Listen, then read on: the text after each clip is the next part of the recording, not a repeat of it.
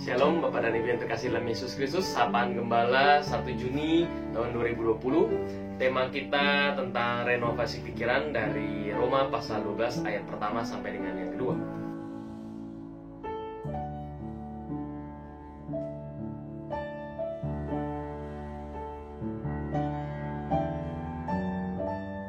Nah, umat yang terkasih dalam Yesus Kristus, jika suatu saat rumah kita itu mengalami kebocoran ataupun tembok cat kita mulai mengelupas di mana-mana, apa yang akan kita lakukan? Apakah kita akan meninggalkan rumah tersebut lalu pergi mencari rumah yang baru, atau kita melakukan sebuah renovasi dari rumah tersebut agar rumah tersebut dapat nyaman untuk dapat kita tinggali? Tentu kita akan berusaha untuk merenovasi rumah tersebut agar rumah tersebut dapat nyaman untuk kita tinggali. Demikian juga dalam kehidupan kita. Bapak dan Ibu, terkadang kita membutuhkan sebuah renovasi dalam pikiran kita agar kita bisa bertransformasi dalam kehidupan ini. Mengapa? Karena terkadang Bapak dan Ibu yang terkasih dalam Yesus Kristus, ada peristiwa-peristiwa yang dapat mempengaruhi kehidupan kita, yang akibatnya berdampak dalam keluarga kita, dengan pasangan, dengan anak, dengan saudara, dengan sahabat kita, ataupun dengan rekan kerja kita. Nah, peristiwa-peristiwa tersebut dapat mempengaruhi kehidupan kita, dan jika kita mengabaikannya, maka akan mengakibatkan rusaknya, damage bagi diri kita, bagi orang lain.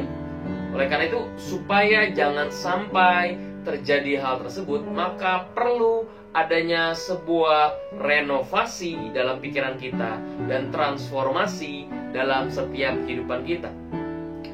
Nah, Bapak dan Ibu yang terkasih dalam Yesus Kristus, Paulus di dalam Roma pasal 12 ayat pertama sampai dengan yang kedua berbicara tentang sebuah pembaharuan, di mana kata pembaharuan berasal dari bahasa Yunani anakainosis, yang berarti renovasi.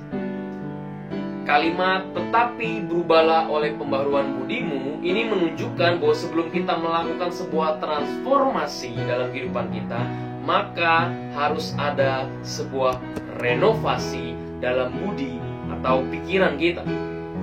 Pembaharuan budi berarti kita mengubah cara pandang kita terhadap suatu hal.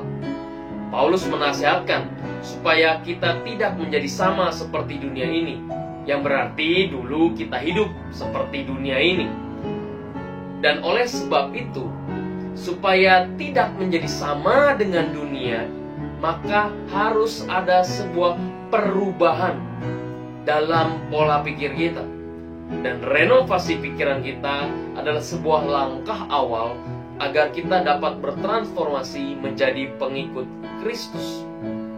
Kalau kita baca kalimat selanjutnya di ayat kedua, dikatakan, sehingga kamu dapat membedakan manakah kehendak Allah, apa yang baik, yang berkenan kepada Allah, dan yang sempurna. Menunjukkan bahwa renovasi pikiran membuat kita dapat hidup berkenan di hadapan Tuhan.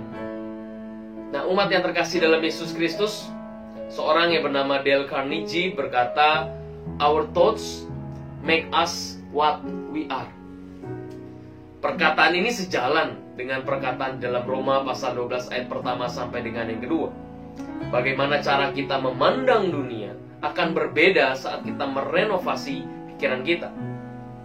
Pada saat pikiran kita negatif terhadap setiap peristiwa atau kejadian dalam kehidupan kita, maka respon kita, tindakan kita akan negatif pula. Demikian juga jika ada sebuah peristiwa negatif yang terjadi dalam kehidupan kita dan kita tidak bisa mengubah mindset tersebut, dan itu akan mempengaruhi cara kita hidup. Oleh karena itu, Bapak dan Ibu yang terkasih dalam Yesus Kristus, pada saat kita mau bertransformasi dalam kehidupan ini, maka kita harus belajar pertama kali untuk merenovasi pikiran kita. Supaya apa? Supaya kita dapat menjadi pengikut Kristus yang setia. Tuhan memberkati kita. Physical distancing, stay at home, ini bukan liburan.